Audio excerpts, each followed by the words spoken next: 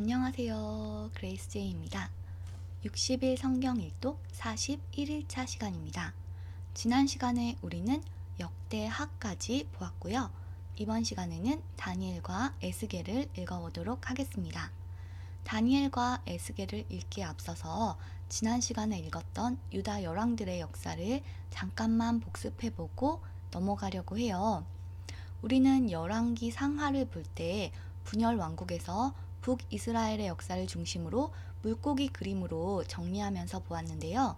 남유다의 열왕들의 역사를 볼 때는 열왕 도표를 보면서 한번 설명해 드리려고 해요.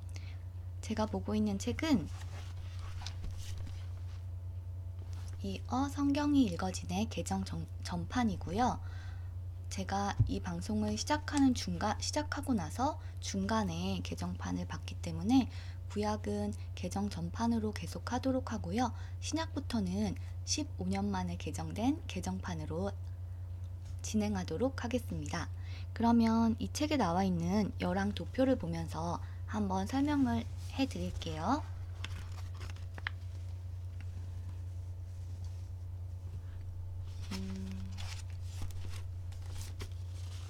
이렇게 보시는 게 좋겠네요.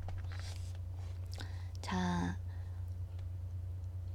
사울, 다윗, 솔로몬까지 계속되었던 이스라엘 통일왕국은 솔로몬 이후에 분열이 됩니다. 그리고 솔로몬의 아들인 르호보암으로부터 남유다 열왕들의 역사가 시작이 되는데요.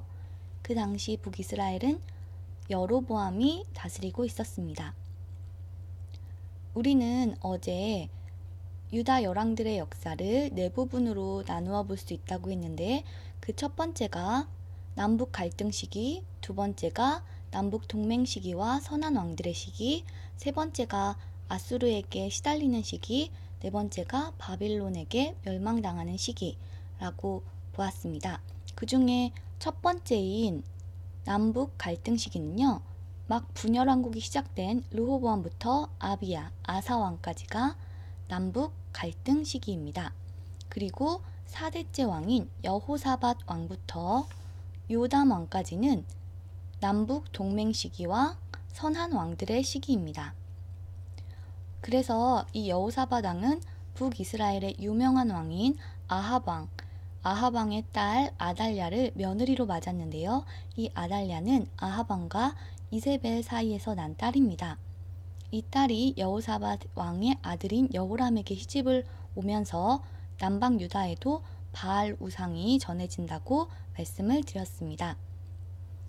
그리고 나서 여호람 왕의 아들 아하시아 다음에 아하시아가 죽고 나서 아달랴 여왕이 통치를 하면서 다윗 혈통을 모두 다 죽여버리는 비참한 일이 일어난다고 말씀을 드렸습니다. 그런데 이 아달랴 여왕으로부터 극적으로 살아남은 다윗 혈통 요아스가 왕이 되면서 바알 우상을 다 척결하고요. 그 이후에 쭉 요담 왕까지 하나님의 말씀에 따라 사는 선한 왕들의 시기가 됩니다. 그리고 아하스 왕부터 아몬 왕까지가 세 번째 아수르에게 시달리는 시기인데요. 이 아하스는 히스기야의 아버지이고요.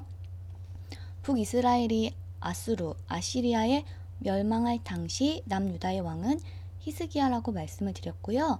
그렇기 때문에 이 아하스부터 히스기야, 므낫세, 아몬까지는 아수르에게 시달리는 시기가 되겠습니다.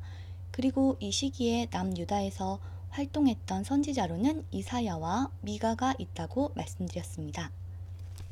그 후에 요시야 왕, 종교개혁으로 유명한 요시야 왕부터 남유다 마지막 왕인 시드기야 왕까지가 바로 바빌론에게 망하는 시기입니다.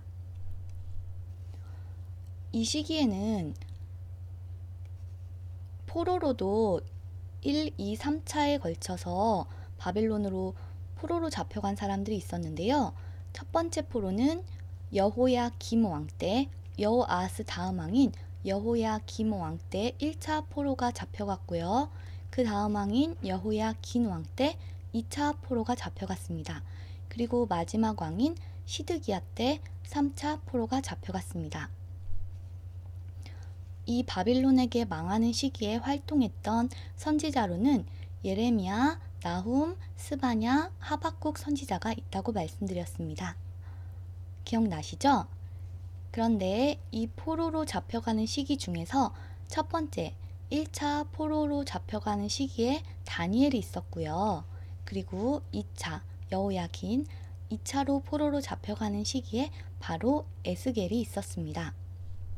그렇기 때문에 다니엘과 에스겔은 바벨론에서 하나님의 말씀을 받은 사람들이라고 보시면 되겠습니다.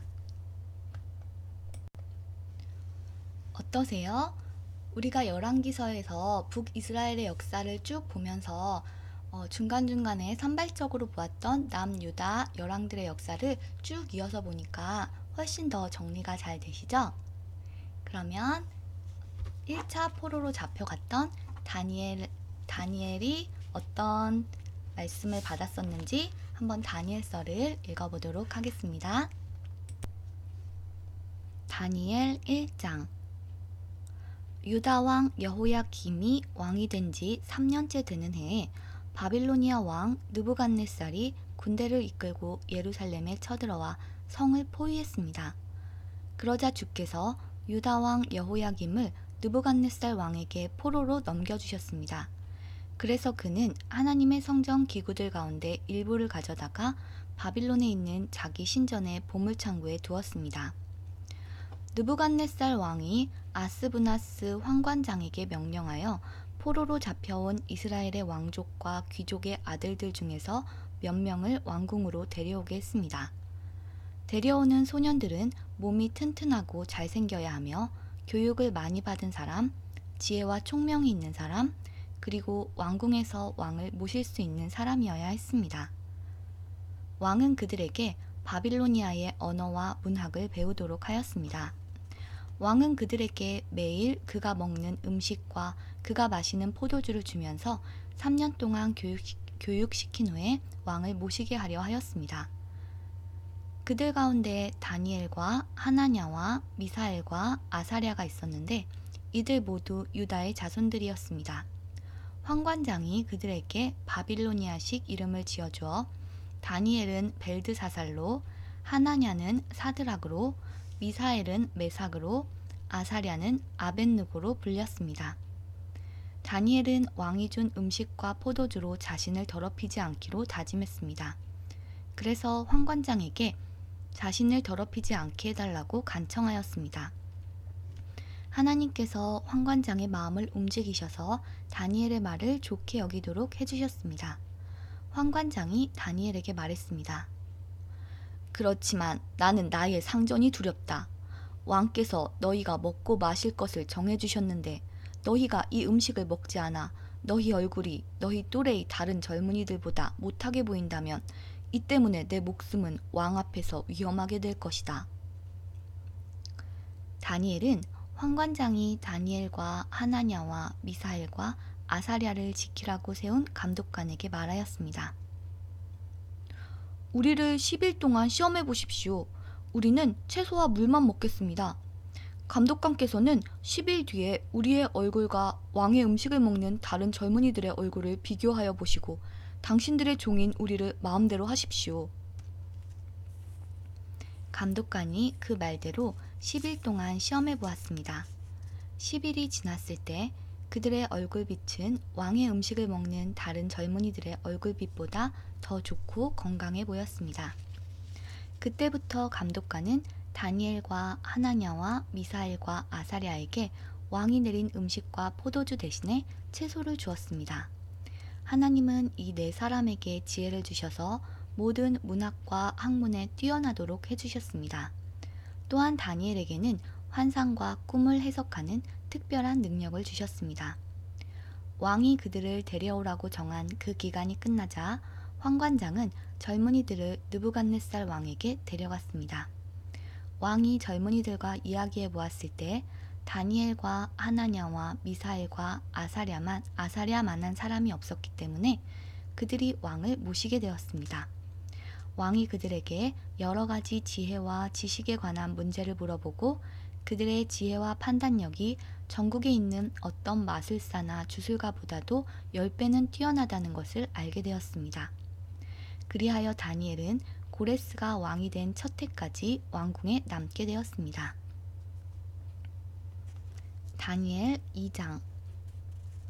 느부갓네살이 왕이 된 지 2년째 되는 해에 꿈을 꾸었는데 이 꿈 때문에 마음이 답답해서 잠을 이룰 수 없었습니다. 왕은 자기의 꿈을 알아내려고 왕궁의 마술사와 점성가, 점쟁이와 바빌로니아 주술사를 불러들이라고 명하였습니다. 왕이 그들에게 말했습니다. 내가 어떤 꿈을 꾸었는데 그 꿈 때문에 내 마음이 답답하다. 그러자 바빌로니아 주술사가 아람말로 왕에게 대답했습니다. 왕이시여, 만수무강하십시오. 종들에게 그 꿈을 말씀해 주시면 우리가 그 뜻을 풀어드리겠습니다. 느부갓네살 왕이 바빌로니아 주술사에게 말했습니다. 내가 분명하게 명령한다. 너희가 내 꿈이 무슨 꿈인지를 나에게 말해주지 못하면 너희의 몸은 토막날 것이며 너희의 집은 쓰레기 더미가 될 것이다. 그러나 내가 꾼 꿈과 그 뜻을 이야기해주는 사람에게는 선물과 함께 큰 명예를 주겠다. 그러니 어서 내 꿈을 말해보아라. 그들이 다시 대답하였습니다. 왕이시여, 종들에게 그 꿈을 말씀해 주십시오. 그러면 그 뜻을 풀어드리겠습니다. 왕이 대답했습니다. 이제 보니 너희가 시간을 벌려고 하는구나. 내 명령은 분명하다. 너희가 내 꿈을 말하지 못하면 반드시 벌을 받을 것이다. 너희가 내 앞에서 거짓말과 속임수를 말하여 상황이 바뀌기를 바라느냐? 이제 그 꿈을 내게 말해보아라. 그러면 너희가 그 뜻도 풀 수 있는 줄로 알겠다. 바빌로니아 주술사가 왕에게 대답하였습니다. 이 세상의 어느 누구도 왕이 요구하시는 것을 대답할 수 없습니다. 어떤 왕이나 통치자도 마술사나 점성가나 주술가에게 이와 같은 일을 물어본 적이 없습니다. 왕께서는 너무 어려운 일을 원하고 계십니다. 그런 일을 말해줄 수 있는 자는 우리 인간들과는 다른 세계에 사는 신들 뿐입니다. 왕이 그 말을 듣고 크게 화가 나서 바빌론의 모든 지혜자들을 찾아서 죽이라고 명령했습니다. 명령이 떨어지자 지혜자들은 다 죽게 되었습니다. 사람들이 다니엘과 그의 친구들도 죽이려고 찾아다녔습니다. 다니엘은 지혜자들을 죽이려고 나온 왕의 경호대장 아리옥에게 조심스러우면서도 지혜롭게 물어보았습니다. 왜 왕이 그런 끔찍한 명령을 내리셨습니까? 그러자 아리옥이 그 일을 다니엘에게 설명해 주었습니다. 다니엘이 왕을 찾아가서 조금 더 시간을 주면 그 꿈과 그 뜻을 풀어드리겠다고 말했습니다. 그리고 다니엘은 자기 집으로 돌아와서 그의 친구 하나냐와 미사엘과 아사랴에게 그 일에 대해 알려주었습니다. 그러자 다니엘과 그의 친구들은 하나님께서 그들을 불쌍히 여기셔서 이 비밀을 알려주심으로 바빌론의 다른 지혜자들과 함께 죽지 않게 해달라고 간절히 기도하였습니다. 그날 밤에 다니엘은 환상을 통해 그 비밀을 알게 되었습니다. 다니엘은 하늘의 하나님을 찬양했습니다. 다니엘은 이렇게 찬양했습니다. 지혜와 권능이 하나님의 것이니 그의 이름을 찬양하여라. 하나님은 때와 계절을 바꾸시고 왕을 패하기도 하시고 세우기도 하신다. 지혜자들에게 지혜를 더하시고 총명한 사람들에게 지식을 주신다.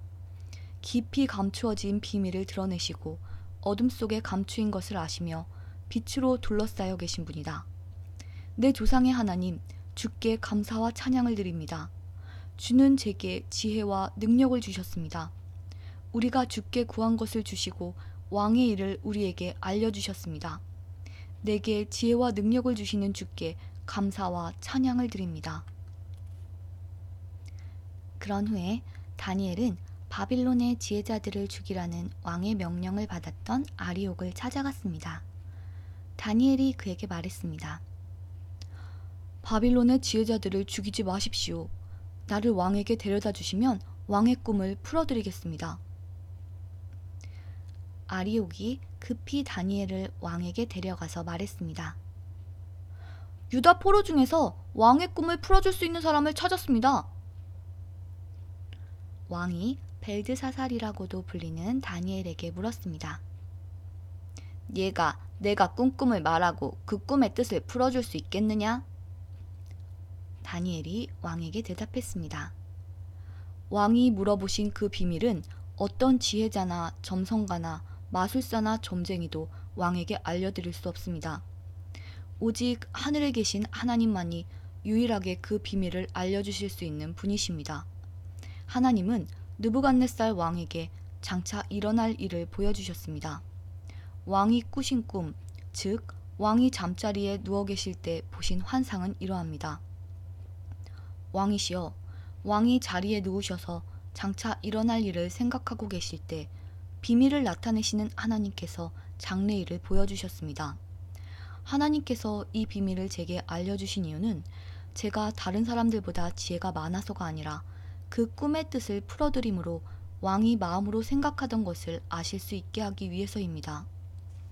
왕이시여, 왕은 꿈에서 어떤 커다란 신상을 보셨습니다. 그 신상은 왕 앞에 서 있는데 크고 번쩍거리며 무시무시한 모습을 하고 있었습니다. 그 신상의 머리는 순금이고 가슴과 팔은 은이고 배와 넓적다리는 노스였습니다. 그리고 그 종아리와 발의 반쪽만이 쇠이고 나머지는 진흙이었습니다. 왕이 신상을 보고 있는데 아무도 떠내지 않은 돌이 어디선가 날아와 쇠와 진흙으로 된 신상의 발을 쳐서 부수어버렸습니다. 그때 쇠와 진흙과 노쇠와 은과 금도 동시에 산산조각이 나서 타작마당의 겨처럼 작아지더니 바람에 날려 흔적도 남지 않았습니다. 그러나 신상을 친 돌은 매우 큰 산이 되어 온 땅을 덮었습니다. 이것이 왕이 꾸신 꿈입니다. 이제 왕에게 그 꿈의 뜻을 풀어드리겠습니다. 왕이시여, 왕은 왕들 가운데 가장 위대한 왕이십니다. 하늘의 하나님께서 왕에게 나라를 주셨고 또 능력과 권세와 영광도 주셨습니다. 하나님은 사람과 들짐승과 공중의 새들까지도 왕에게 주셨으며 왕을 그들을 다스리는 통치자로 세우셨습니다. 금으로 된 머리가 바로 왕이십니다. 왕의 뒤를 이어 다른 나라가 일어나지만 왕의 나라만큼 크지 못할 것입니다. 그 다음에 노쇠로 된 세 번째 나라가 온 땅을 다스릴 것입니다. 네 번째 나라는 쇠처럼 강할 것입니다.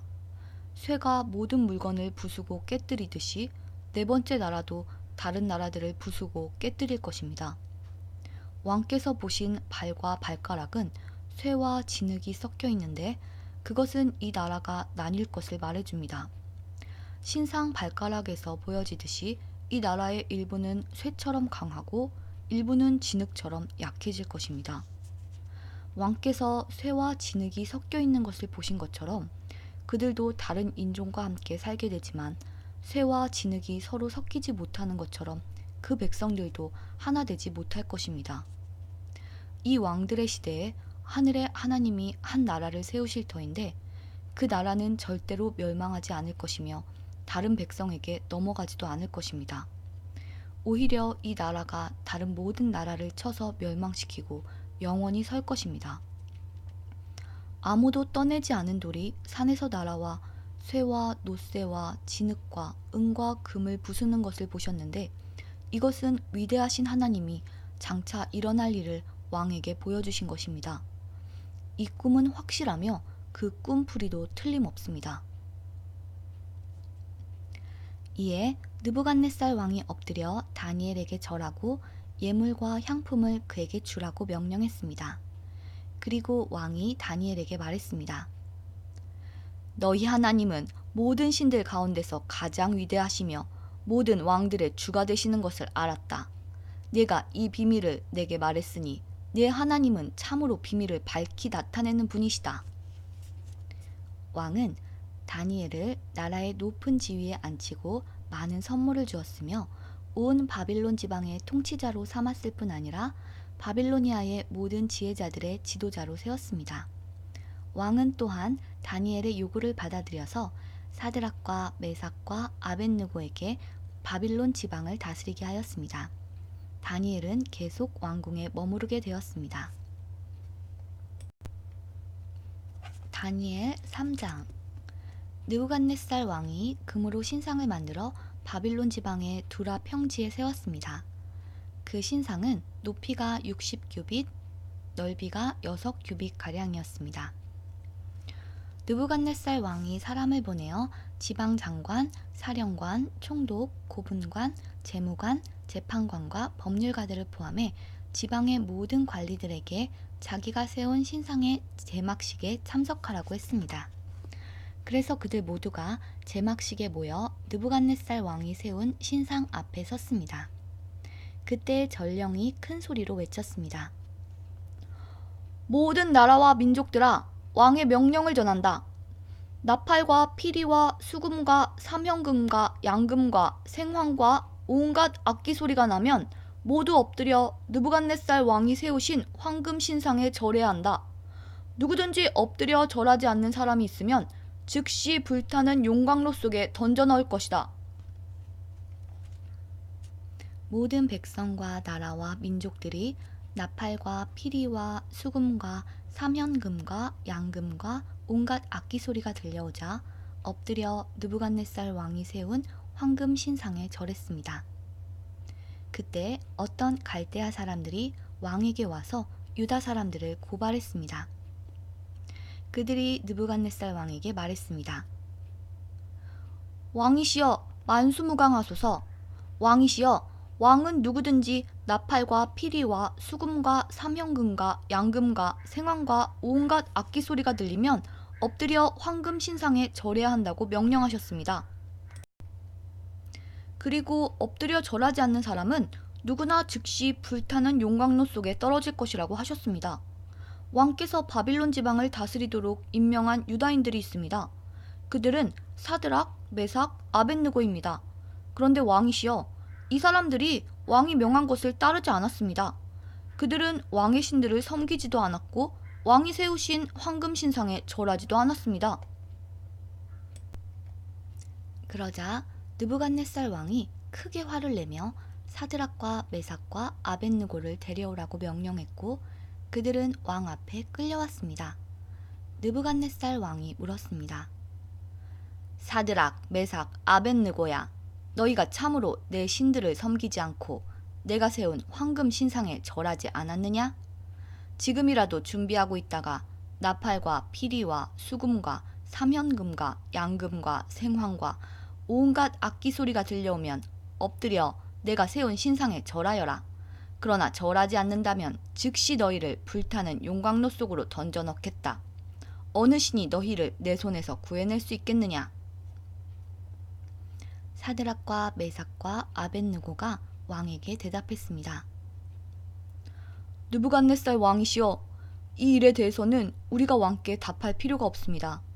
만약 우리가 용광로 속에 던져진다 하더라도 우리가 섬기는 하나님께서 우리를 불타는 용광로와 왕의 손에서 구해내실 것입니다. 왕이시여, 하나님께서 우리를 구해주지 않으셔도 우리는 왕의 신들을 섬기지 않을 것이며 왕이 세운 황금 신상에도 절하지 않을 것이니 그리 알아주십시오. 느부갓네살 왕은 사드락과 메삭과 아벳느고에게 잔뜩 화가 나서 얼굴빛마저 달라졌습니다. 그리고 용광로를 보통 때보다 7배나 더 뜨겁게 하라고 명령했습니다.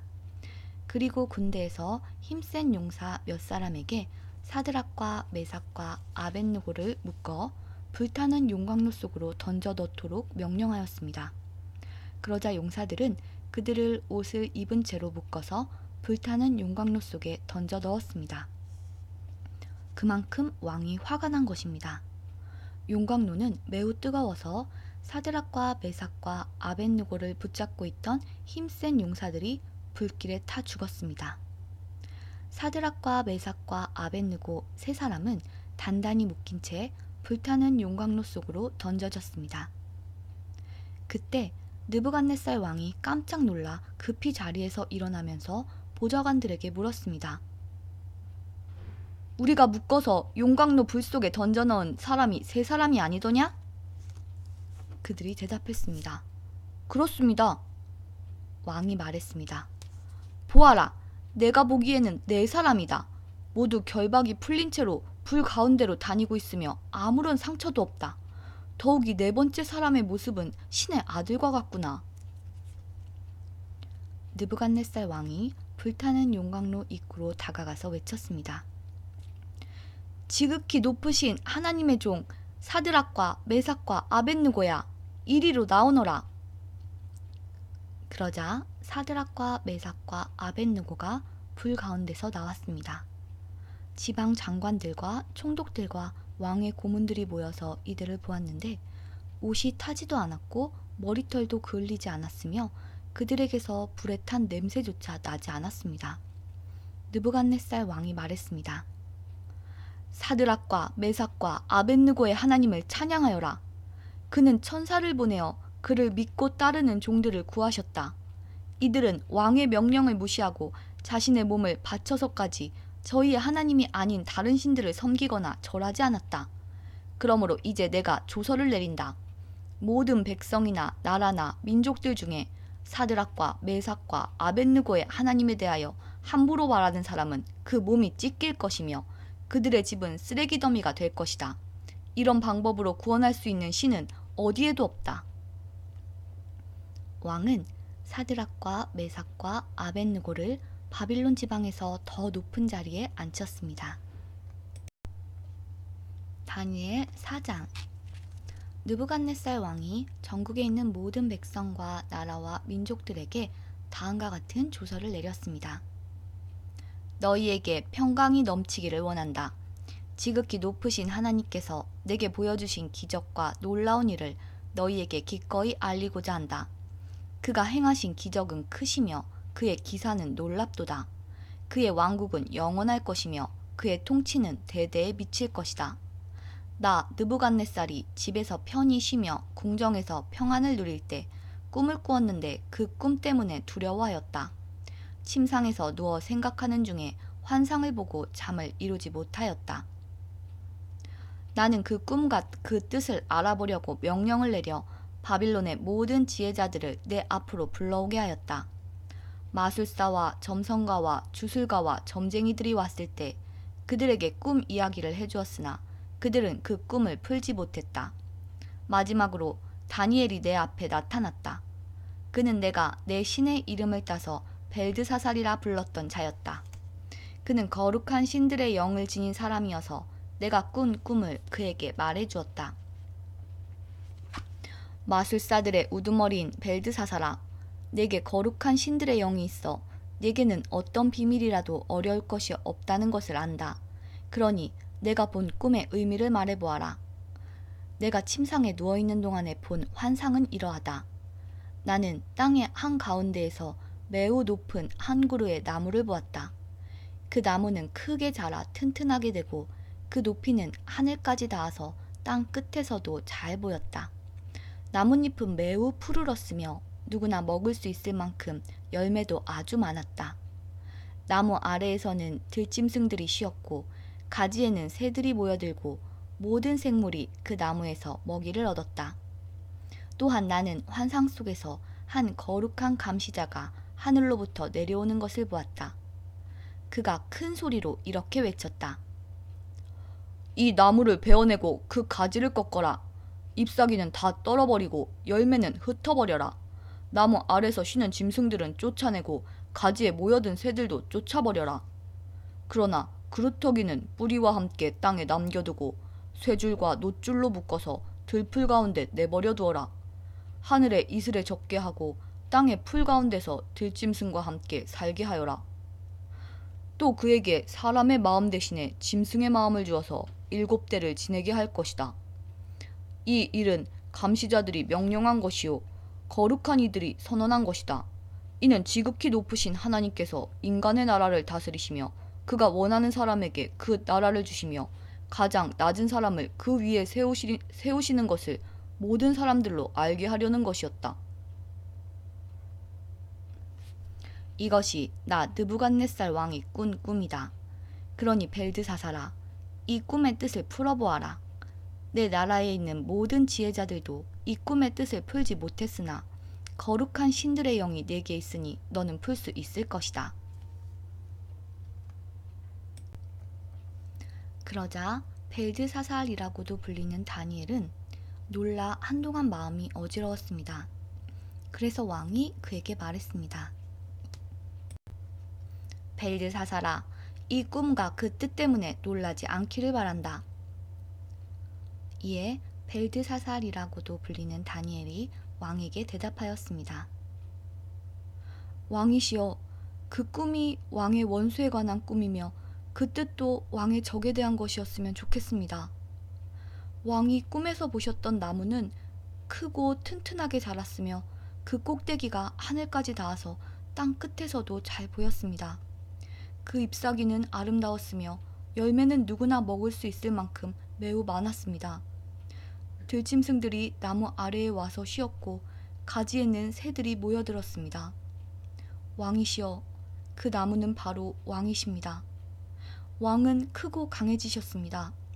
왕의 강대함은 하늘에 닿았고 왕의 통치는 땅 끝까지 미쳤습니다.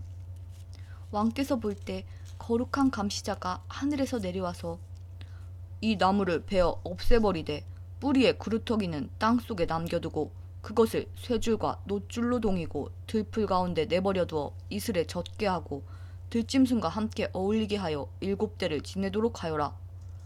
라고 말했습니다. 왕이시여, 꿈의 뜻은 이러합니다. 이것은 지극히 높으신 하나님께서 장차 일어날 일을 왕에게 미리 보여주신 것입니다. 왕은 사람들에게서 쫓겨나 들짐승들과 함께 살게 될 것입니다.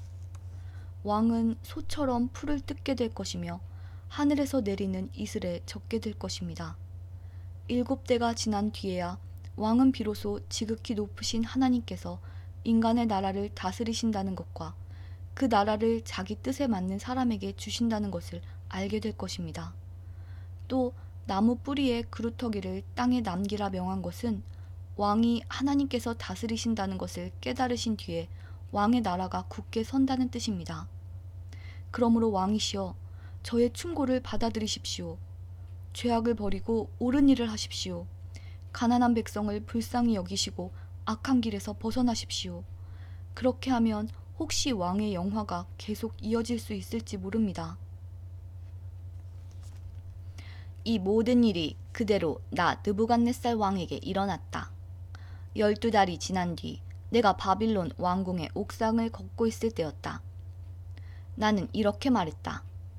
이 바빌로니아는 위대하지 않은가? 내가 내 힘과 권력으로 세웠지 않은가?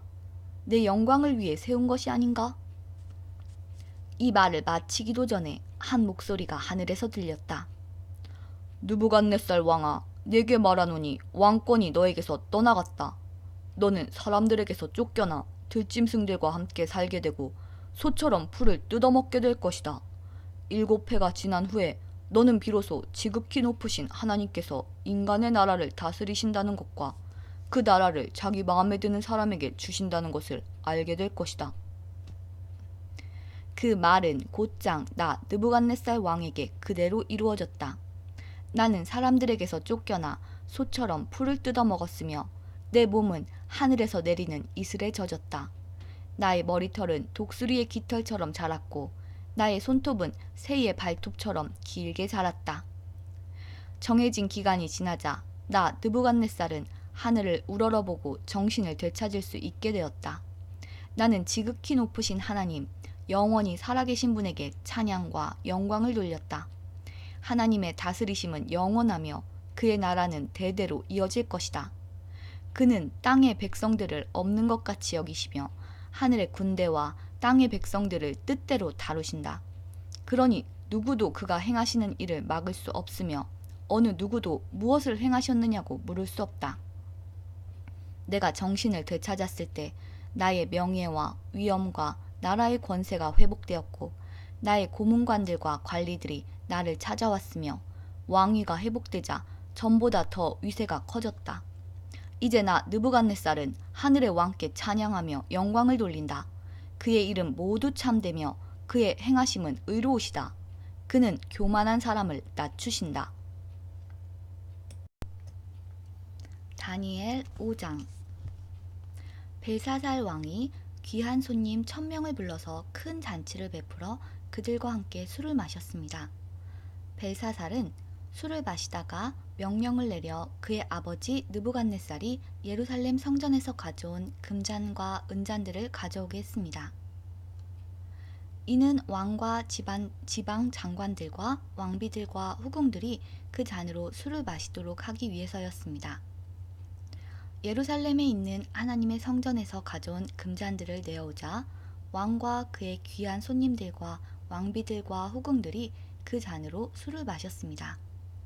그들은 술을 마시면서 금과 은과 노쇠와 쇠와 나무와 돌로 만든 신들을 찬양했습니다.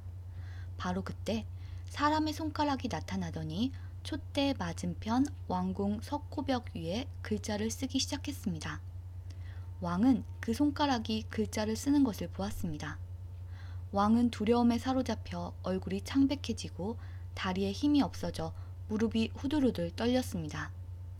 왕은 점성가들과 주술사들과 점쟁이들을 불러오게 하였습니다. 왕이 바빌론의 지혜자들에게 말했습니다.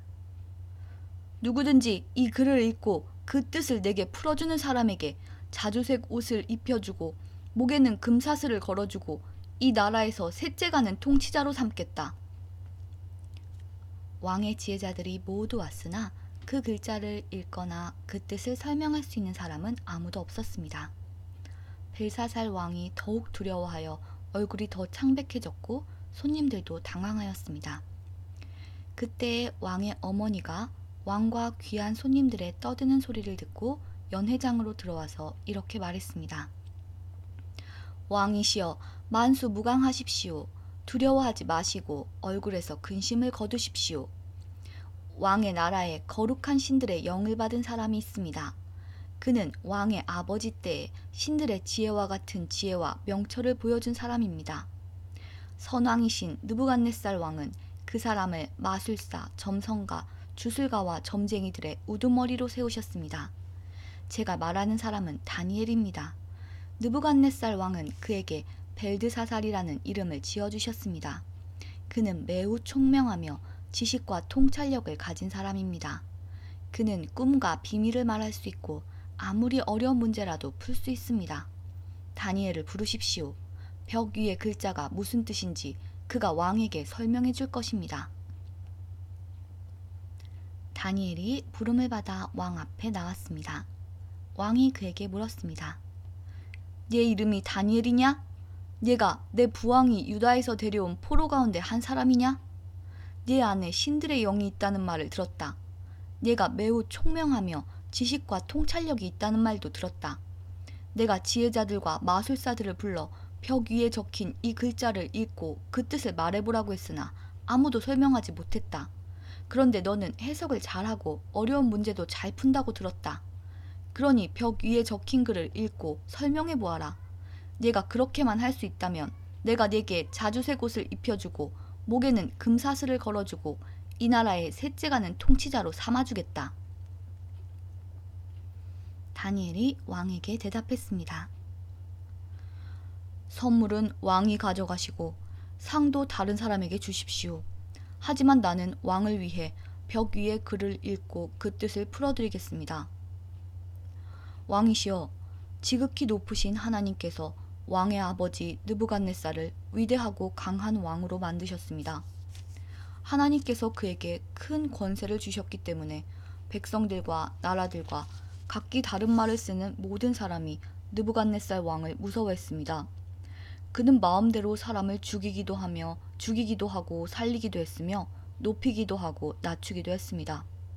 하지만 느부갓네살 왕은 너무 높아지고 교만해졌습니다.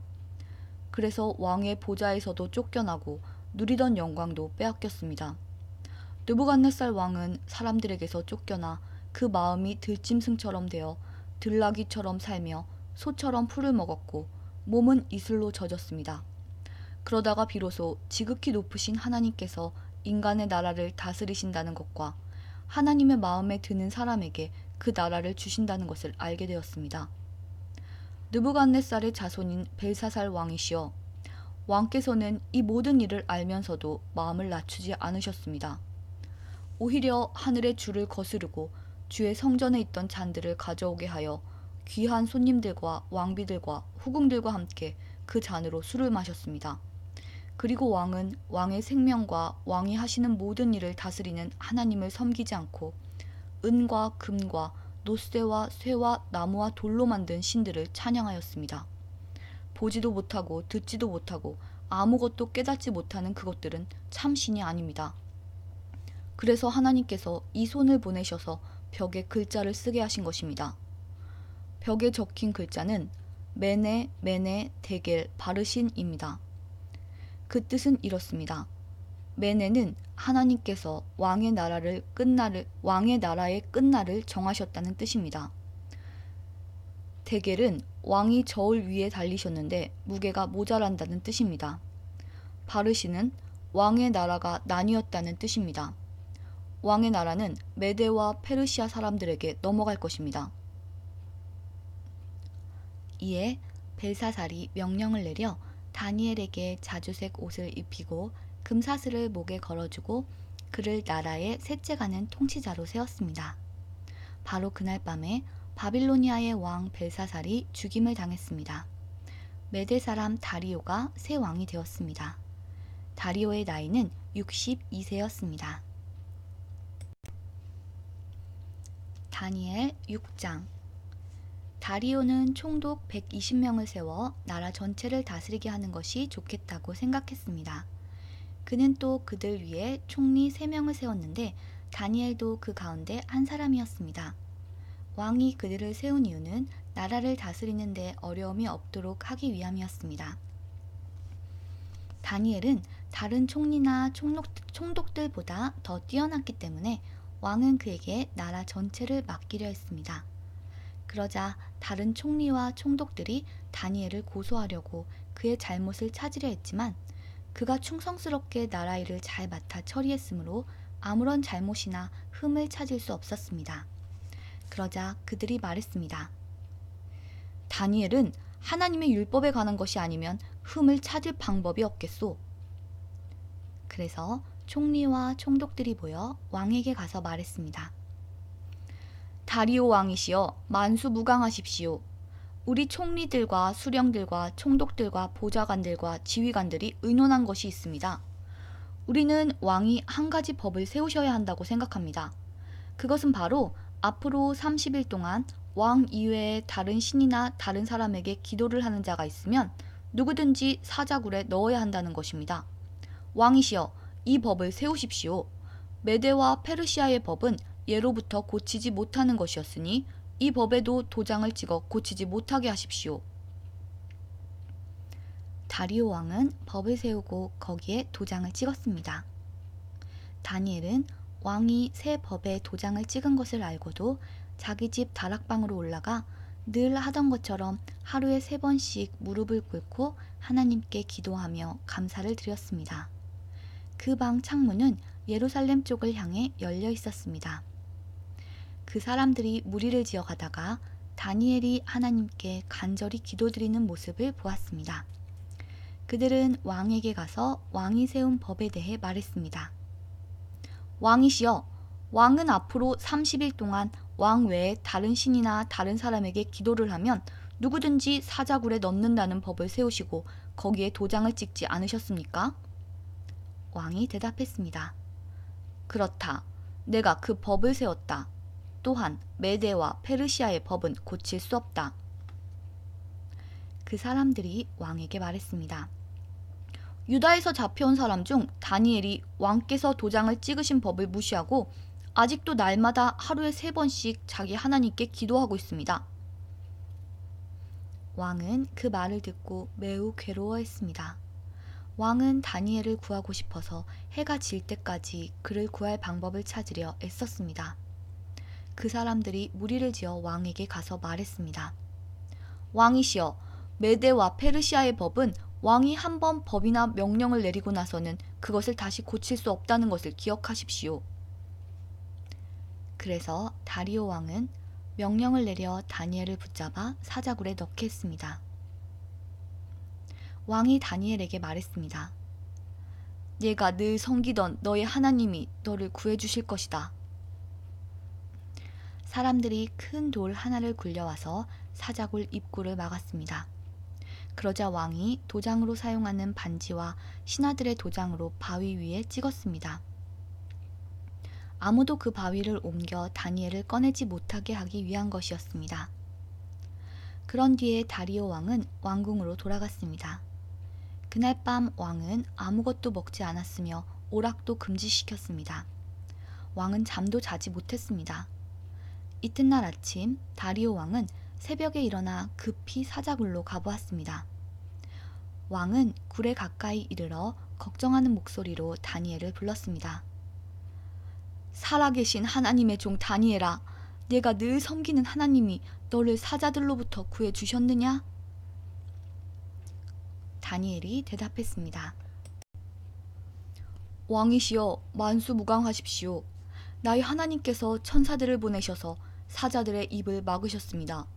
하나님께서는 내가 죄가 없다는 것을 아시기 때문에 사자들이 나를 해치지 못하게 하셨습니다. 왕이시여, 나는 왕에게 잘못한 일이 없습니다. 다리오 왕은 너무 기뻤습니다. 그는 종들에게 다니엘을 사자굴에서 꺼내라고 말했습니다. 왕의 종들이 다니엘을 꺼내보니 다니엘의 몸에는 아무런 상처도 없었습니다. 그것은 다니엘이 자기 하나님을 믿었기 때문입니다.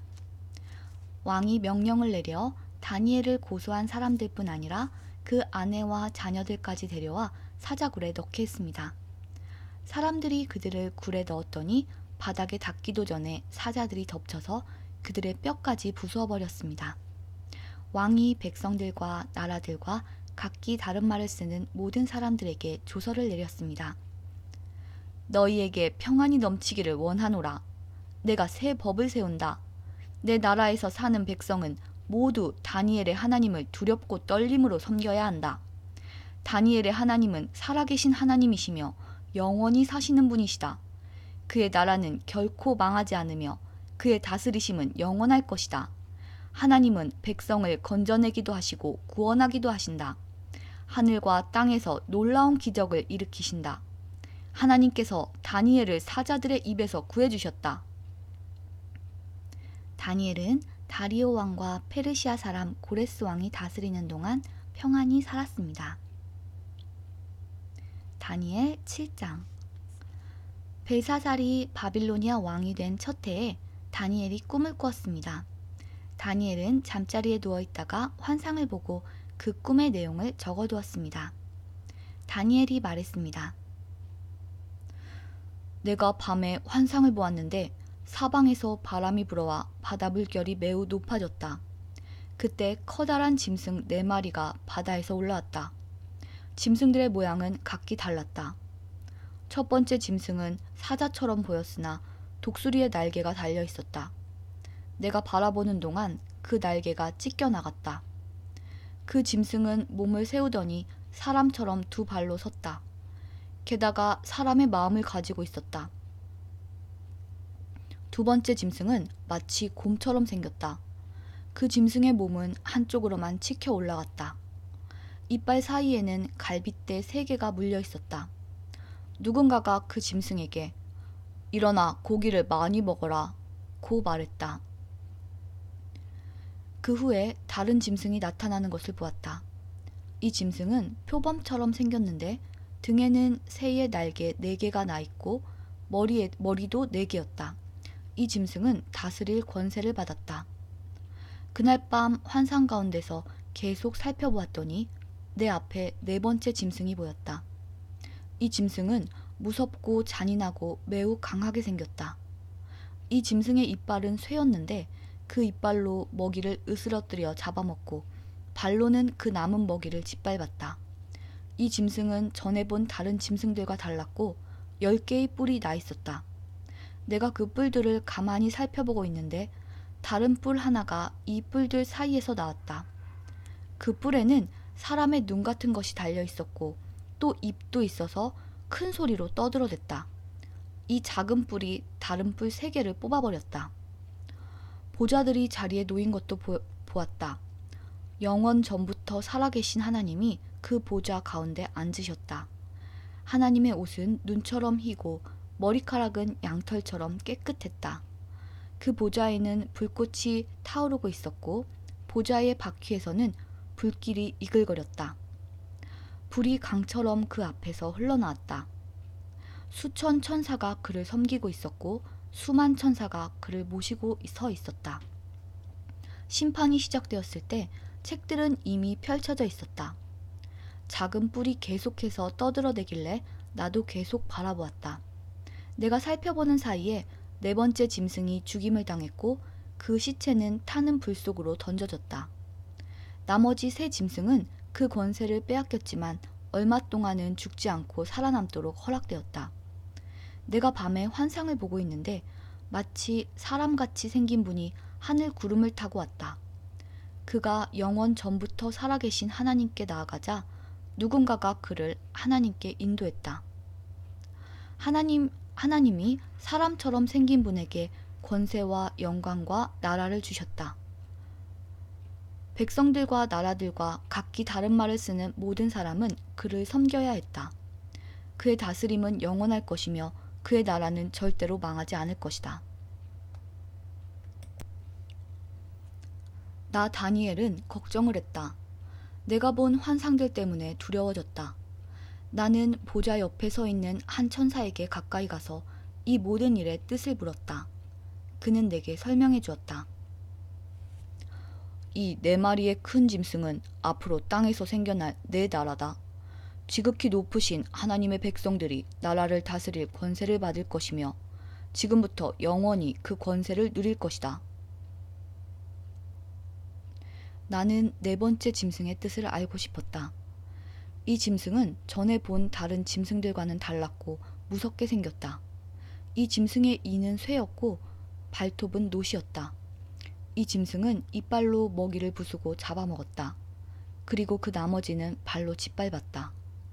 나는 또 이 짐승의 머리에 난 뿔 10개와 그 뿔들 가운데서 자라난 작은 뿔에 대해서도 알고 싶었다. 이 작은 뿔은 다른 뿔 3개를 뽑아버렸다. 그 뿔은 다른 뿔들보다 강해 보였다. 그 뿔에는 눈이 달려 있었으며 입도 있어서 큰 소리로 떠들어댔다. 내가 보니 그 작은 뿔이 하나님의 백성과 맞서서 싸워 이기고 있었다. 그러다가 영원부터 살아계신 하나님께서 오셔서 지극히 높으신 하나님의 백성 편을 들어 심판하셨다. 때가 되자 그들이 다스릴 권세를 얻었다. 그 천사가 내게 설명해 주었다. 네 번째 짐승은 땅에서 생겨날 네 번째 나라다. 그 나라는 다른 모든 나라와 다를 것이다. 그 나라는 모든 세상 백성을 멸망시키며 짓밟고 부수어버릴 것이다. 그 10개의 뿔은 이 네 번째 나라에서 일어날 10왕이다. 이 10왕 뒤에 또 한 왕이 일어날 것인데 그는 그전 왕들과 다를 것이다. 그는 다른 세 왕을 눌러 이길 것이다. 이 왕은 지극히 높으신 하나님께 대항하며 하나님의 백성을 해치고 죽일 것이다. 또 그가 이미 정해진 때와 법을 고치려 할 것이다. 하나님의 백성이 그의 소나기에 들어 3년 반을 지내야 한다. 그러나 심판이 내려 그의 권세는 빼앗기고 그의 나라는 완전히 멸망해 없어질 것이다. 그때 지극히 높으신 하나님의 백성이 나라의 권세를 잡을 것이다. 그들이 하늘 아래의 모든 나라를 권세와 영광으로 다스릴 것이다. 그들의 권세는 영원할 것이며 다른 모든 나라 백성이 그들을 섬기고 따를 것이다. 이것으로 그 꿈이 끝났다. 나 다니엘은 너무 두려워서 얼굴까지 창백해졌다. 그러나 나는 모든 것을 마음속에 간직해 두었다. 다니엘 8장. 벨사살이 왕이 된 지 3년째 되는 해에 나 다니엘은 환상을 보았다. 전에 본 것에 이어 두 번째 환상이었다. 그 환상 속에서 보니 내가 엘람 지방의 수도인 수산성의 을레 강가에 서 있었다. 눈을 들어보니 강가에 수량 한 마리가 서 있었다. 그 수량의 뿔은 2개였는데 뿔 하나가 다른 뿔보다 더 길었다. 긴 뿔이 짧은 뿔보다 늦게 나왔으나 더 빨리 자랐다. 내가 보니 그 숫양이 서쪽과 북쪽과 남쪽을 향해 들이받는데 아무 짐승도 그 앞에서 맞서지 못했다. 또 아무도 그의 손에서 다른 짐승을 구해내지 못했다. 그는 무엇이든 하고 싶은 대로 했으며 매우 강해졌다. 내가 이것에 대해 생각하고 있는데 숫염소 한 마리가 서쪽에서부터 오는 것이 보였다. 이 숫염소의 두 눈 사이에 뚜렷하게 잘 보이는 커다란 뿔 하나가 있었다. 그가 온 땅을 두루 다녔는데 그 발이 땅에 닿지도 않을 정도로 빨랐다. 이 숫염소가 성난 모습으로 두 뿔 달린 숫양, 곧 내가 강가에서 본 그 숫양을 들이받았다. 내가 보니 그 숫염소가 숫양을 공격하여 숫양의 두 뿔을 부러뜨렸다. 숫양은 숫염소를 막을 힘이 없었다. 숫염소가 숫양을 땅에 넘어뜨리더니 발로 짓밟았다. 아무도 그 숫양을 숫염소에게서 구해내지 못했다. 그 숫염소는 점점 더 강해지더니 그때 그의 큰 뿔이 부러지고 대신 뚜렷하게 잘 보이는 뿔 넷이 사방을 향해 자라났다. 그러다가 그 중 하나에서 다시 작은 뿔 하나가 자라났다. 그 뿔은 남쪽과 동쪽과 아름다운 유다 땅을 향해 크게 뻗어나갔다. 그 작은 뿔이 하늘에 닿을 만큼 자라나더니 하늘 군사들 중에서 몇 명을 땅에 떨어뜨려 짓밟았다. 심지어 그 뿔이 하늘의 군대 사령관에게 대항할 정도까지 되어서 주께 날마다 드리던 제사마저 못하게 하고 주께 예배드리던 전마저 헐어버렸다. 그 뿔 때문에 하나님을 반역하는 일이 일어났고 백성들은 날마다 드리던 제사를 멈추었으며 진리는 땅에 내던져졌다. 그 뿔은 하는 일마다 다 성공했다. 그때 두 천사가 말하는 것을 들었는데 한 거룩한 자가 다른 천사에게 물었다. 이 환상 속의 일들이 언제까지 계속되겠소? 날마다 드리던 제사가 금지되고 하나님께 반역하여 멸망을 부르고 성전을 헐고 하늘의 군사를 짓밟는 일이 언제까지 계속되겠소? 천사가 내게 말했다. 이 일은 밤낮으로 2300일이 지날 때까지 계속될 것이다. 그런 뒤에야 성소가 다시 깨끗해질 수 있을 것이다. 나 다니엘이 이 환상을 보고 그 뜻을 이해하려고 애썼다. 그때 사람처럼 생긴 분이 갑자기 내 앞에 나타났다. 을레 강으로부터 사람의 소리가 들려왔다. 가브리엘아, 이 사람에게 그 환상을 설명해 주어라.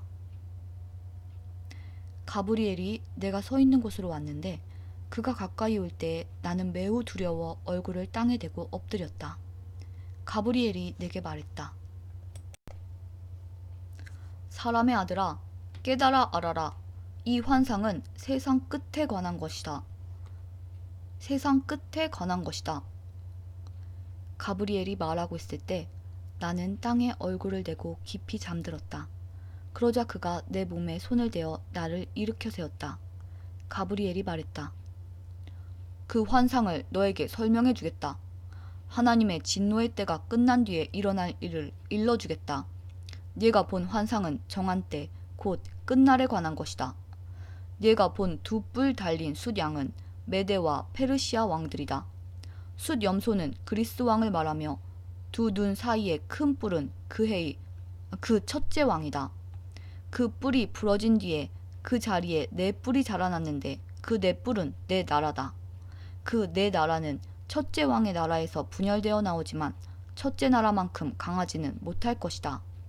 이 네 나라의 마지막 때에 뻔뻔하고 잔인한 왕이 나올 것이다.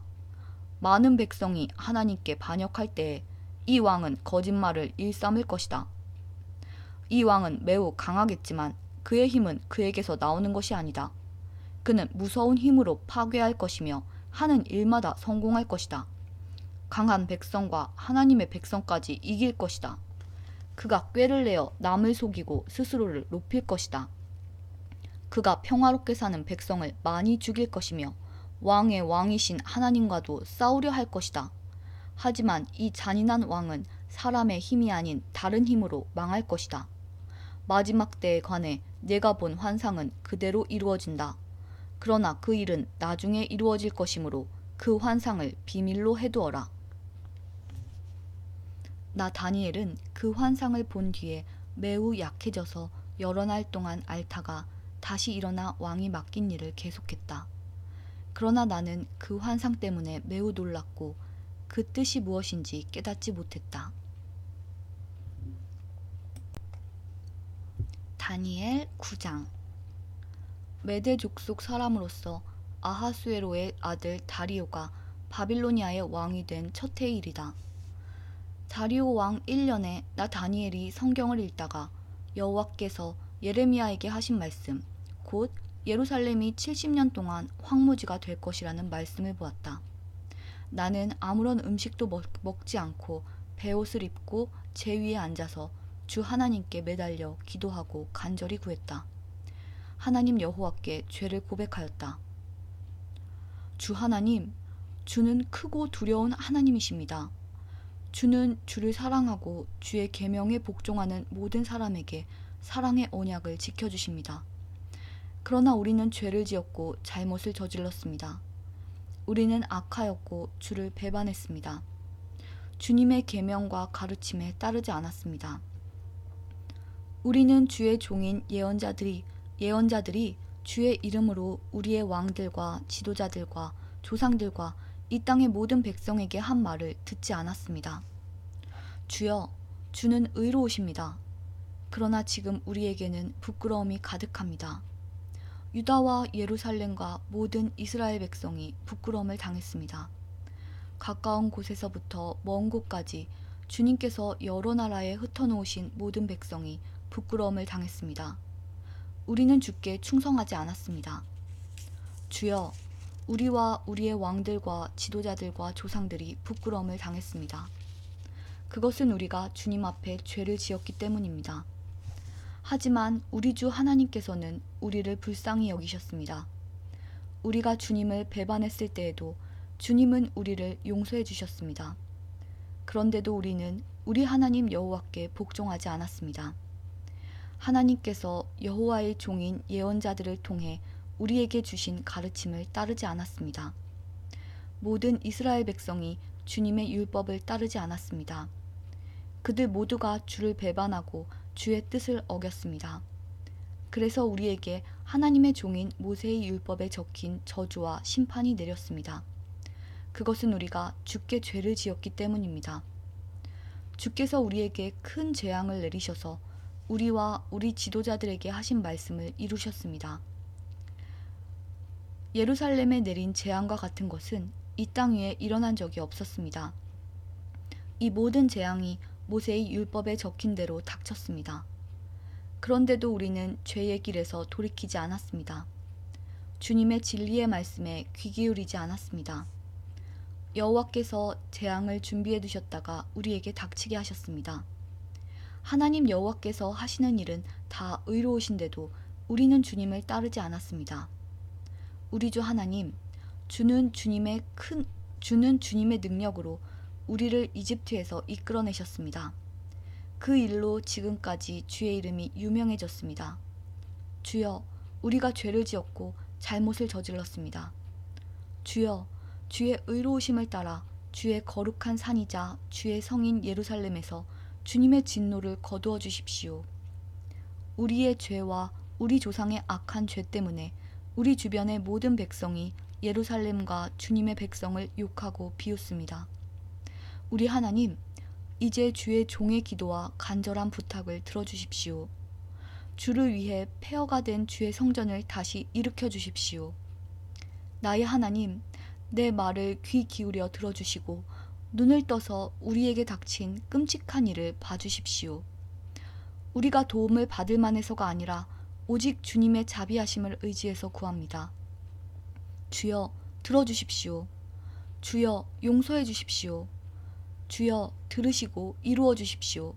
주를 위해서 늦추지 마십시오. 왜냐하면 이곳은 주의 성이고 우리는 주의 백성이기 때문입니다. 내가 이렇게 나의 하나님 여호와께 기도하고 내 죄와 이스라엘 백성의 죄를 털어놓으며 하나님의 거룩한 산인 예루살렘을 위해 간절히 기도하였다. 내가 아직 기도하고 있을 때 저녁 제사를 드릴 무렵에 지난번 환상에서 보았던 가브리엘이 급히 내게 날아왔다. 가브리엘이 내게 말했다. 다니엘아, 내가 너에게 지혜와 총명을 주려고 왔다. 네가 처음 기도를 시작할 때부터 하나님의 응답이 있었다. 하나님께서 너를 무척 사랑하심으로 내가 너에게 일러주러 왔다. 그러니 이 말을 잘 생각하고 환상을 깨닫도록 하여라. 하나님께서 네 백성과 거룩한 성을 위해 70일에로 기간을 정하셨다. 이 기간이 지나야 하나님께 반역하는 것이 그치고 죄악이 그치고 악한 것이 없어지고 영원한 의가 드러나며 환상과 예언이 이루어지고 지극히 거룩한 것이 세워질 것이다. 너는 배우고 깨달아라. 예루살렘을 다시 건설하라는 명령이 있을 때부터 하나님이 세우시는 지도자가 올 때까지 7이레와 62이레가 지날 것이다. 예루살렘이 다시 건설되어 거리와 도랑이 이루어질 것이나 그때는 힘든 때이다. 62일의 뒤에 하나님께서 세우신 지도자가 죽임을 당하며 장차 한 통치자가 그 도시와 거룩한 것을 파괴할 것이다. 그 마지막이 홍수처럼 밀려오며 마지막 때까지 전쟁이 있을 것이다. 하나님께서 그곳이 완전히 멸망될 것을 선언하셨다. 그 통치자는 많은 백성과 더불어 한 이레 동안 언약을 맺을 것이다. 그는 그 이레의 절반 동안 예물과 제사를 못 드리게 막을 것이다. 그리고 멸망의 끔찍한 것이 성전의 가장 높은 곳에 놓이게 되지만 하나님께서는 그 사람을 없애라는 명령을 이미 내리셨다.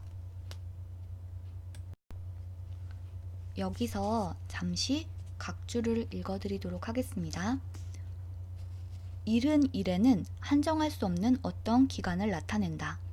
일에는 일주일을 가리키는 것으로 보는 것이 옳지만 7년으로 해석하는 경우도 있다. 7이란 숫자는 완전을 상징한다. 따라서 7은 하나님의 사역을 뜻하는 완전수이다. 라고 나와 있습니다. 다니엘 9장까지 보았고요. 다니엘이 바빌론으로 끌려와서 있었던 여러 가지 일들과 다니엘의 환상에 대해서 읽고 있습니다. 그러면 잠시 쉬었다가 10장부터 계속 읽도록 하겠습니다. 잠시 쉬었다가 다시 만나요.